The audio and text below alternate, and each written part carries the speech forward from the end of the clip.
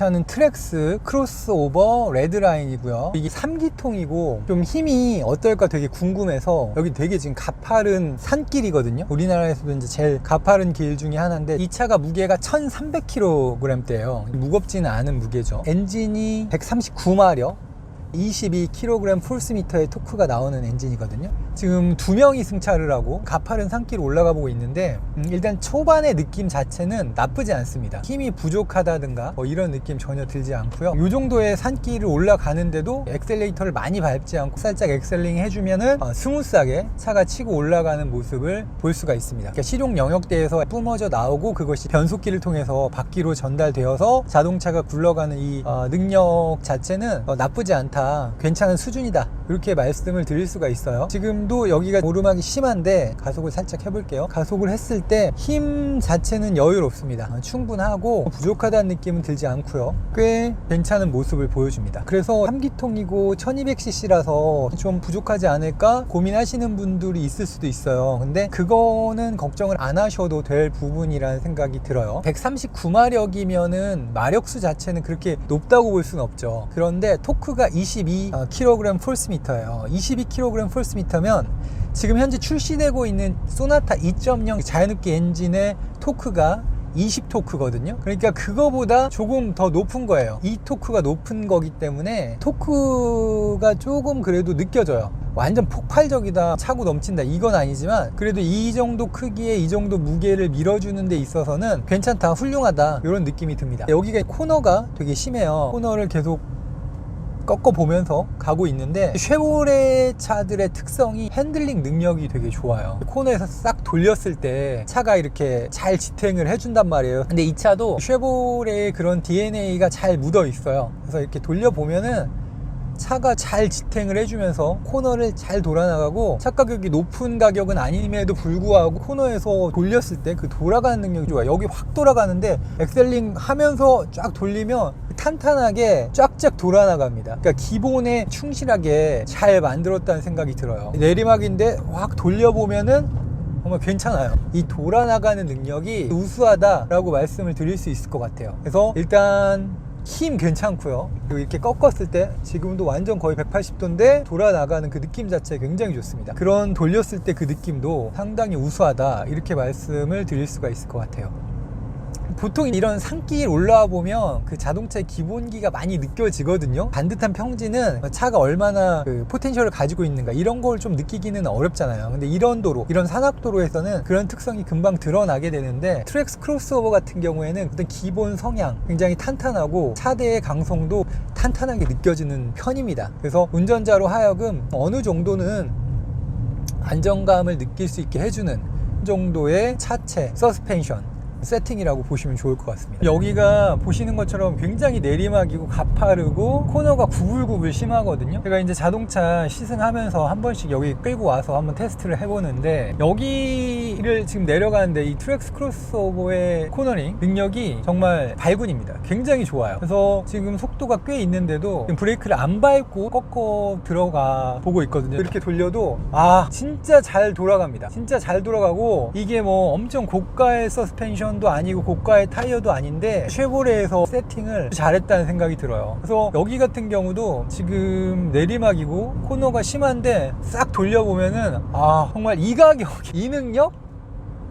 이거는 정말 사기캐다 라는 생각이 들 정도로 이 코너 돌아나가는 능력이 상당히 우수합니다. 오르막에서는 아무리 뭐 코너가 심하다고 해도 엑셀레이터 살짝 떼주면 속도가 줄기 때문에 실력을 충분히 평가할 수 없는데, 이 내리막에서 꺾었을 때 돌아나가는 능력이 진정한 실력이라고 볼 수 있거든요. 지금 여기도 정말 심한데 싹 돌아나가는 능력이 정말 괜찮습니다. 그래서 코너에서 차가 돌아나가는 능력이 상당히 우수하다, 이렇게 평가할 수 있을 것 같아요. 이거 가격을 무시하고 보더라도 꽤 좋은 능력이라는 생각이 들어요. 사실은 이게 트레일블레이저 염가 모델이다, 이런 평가도 좀 있긴 있었거든요. 그래서 조금 걱정을 했는데 걱정을 안 해도 될 정도로 하체 세팅은 잘했고, 하체 굉장히 탄탄하고, 기존에 이제 쉐보레 차들을 좋아하셨던 분들이라면 꽤 만족 하실 만한 그런 성능을 보여주고 있어요. 변속기가 얘가 젠3 변속기 6단 자동 변속기예요. 제 영상을 보신 분들은 아시겠지만 제가 말리부 2.0 터보도 가지고 있고 뭐 콜로라도 이런 차들을 소유했기 때문에 GM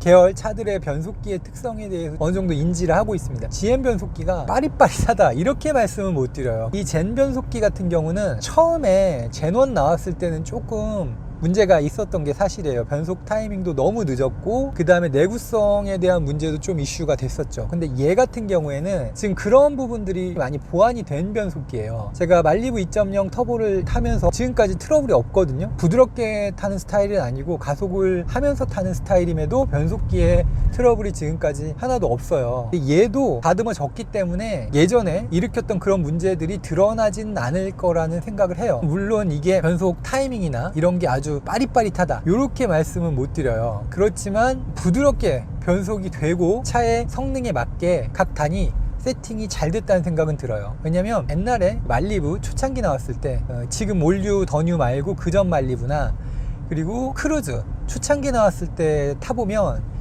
변속기하고 엔진하고 세팅이 잘 안 맞아가지고 가속이 잘 안 되는 경우가 있었거든요. 확 밟으면 좀 멍하고 이런 경우가 있었는데 얘는 그런 게 없어요. 그런 게 없고 엔진하고 변속기 기어비 세팅을 잘했다는 생각이 들어요. 지금 같은 경우도 감속을 했다가 쫙 밟아보면은 거의 바로 맞물리면서 힛다운이 되면서 쭉 차를 밀어줍니다. 변속기도 굉장히 진화를 많이 했죠. 젠1부터 젠3까지 왔고 이 젠3에서도 더 진화가 됐어요. 초창기 젠3 나왔을 때보다 지금이 다듬어졌단 말이에요. 그렇기 때문에 이 변속기도 만족감이 떨어진다 이렇게 말씀드릴 수는 없어요. 그래서 만족감이 와 좋다 너무 좋다 이건 아니지만 그래도 이 차에 꽤 잘 들어맞는 변속기가 들어가 있다 이렇게 생각하시면 좋을 것 같아요. 그래서 전체적으로 셰시하고 변속기하고 엔진의 이 세팅이 꽤 잘 됐다는 생각이 들어요. 제가 이제 쉐보레 차를 뭐 다 시승을 해봤고 많이 타봤고 또 소유도 많이 해봤는데 이 종합적인 세팅 면에서는 제일 뛰어난 차가 아닌가 하는 생각이 들어요. 물론 콜벳 이런 차들은 뭐 다른 영역의 차들이니까 그런 건데 논외로 하고 이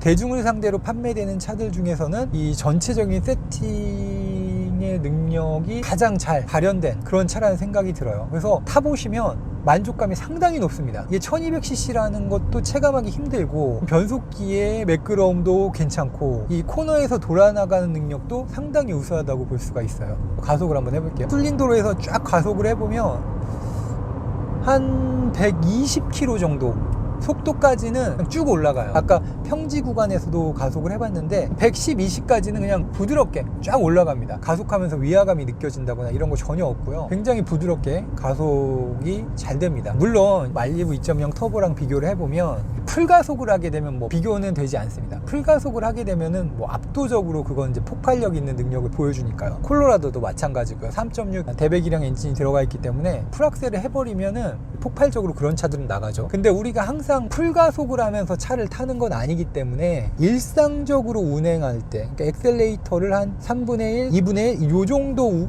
밟으면서 이렇게 부드럽게 운행했을 때는 차도 굉장히 매끄럽고 가속에서 훌륭한 모습을 보여준다는 생각이 듭니다. 스마트 크루즈 컨트롤 작동을 시키고 운행을 해보고 있어요. 여기 보시면 리미트가 있고요. 여기 이 버튼을 누르게 되면은 이게 거리를 조절할 수 있어요. 그래서 원거리, 그 다음에 중거리, 근거리 이렇게 3단계로 조절이 가능하거든요. 그거를 이제 조절해서 운전자의 취향에 맞게 설정을 할 수가 있게 되어 있어요. 고속도로나 국도 이런 데서는 원거리로 하면 좋을 것 같고요. 도심에서는 원거리로 하면은 제가 해보니까 너무 많이 끼어들어요. 원거리로 하면은 도심에서는 너무 많이 벌어지니까 도심에서는 중거리나 아니면 근거리로 설정을 하고 운행을 하시면 좋을 것 같아요.